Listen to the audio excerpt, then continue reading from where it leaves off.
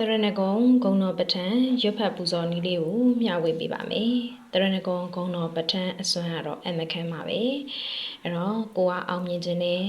နောက်တစ်ခါကိုစိတ်တွေတည်ငြိမ်ခြင်းနဲ့အောင်မြင်ခြင်းနဲ့လုံးသမျှကိုင်းသမျှအရာအောင်မြင်ခြင်းနဲ့ပေါ့နော်အစစအရာရာအောင်မြင်ခြင်းနဲ့ဆိုရင်တော့ဒီတရဏဂုံဂုံတော်ပဋ္ဌာန်းပတိကိုစိတ်ဖို့တိုက်တွန်းလိုပါတယ်။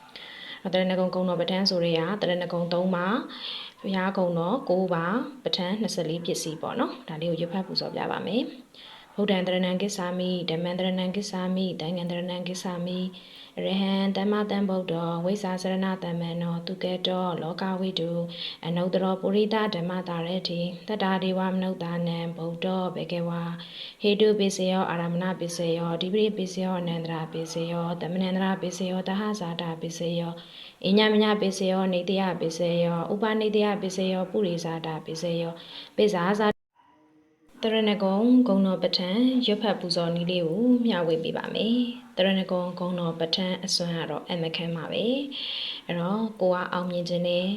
နောက်တစ်ခါကိုစိတ်တွေတည်ငြိမ်ခြင်းနဲ့အောင်မြင်ခြင်းနဲ့လုံးသမျှကိုင်းသမျှအရာအောင်မြင်ခြင်းနဲ့ပေါ့နော်အစစအရာရာအောင်မြင်ခြင်းနဲ့ဆိုရင်တော့ဒီတရဏဂုံဂုံတော်ပဋ္ဌာန်းပတိကိုစိတ်ဖို့တိုက်တွန်းလိုပါတယ်။တရဏဂုံဂုံတော်ပဋ္ဌာန်းဆိုရဲကတရဏဂုံ3ပါ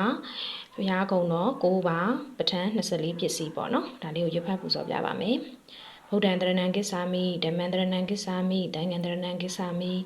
ရဟံတမ္မတံဗုဒ္ဓောဝိဇာစရဏတမ္မံနောသူကေတောလောကဝိတုအနုတ္တရောပုရိသဓမ္မတာရတိတတ္တာဒေဝမနုဿာနံဗုဒ္ဓောဘေကဝါဟေတုပိစယောအာရမဏပိစယောဒီပရိပိစယောအနန္တရာပိစယောတမနန္တရာပိစယောတဟဇာတာပိစယော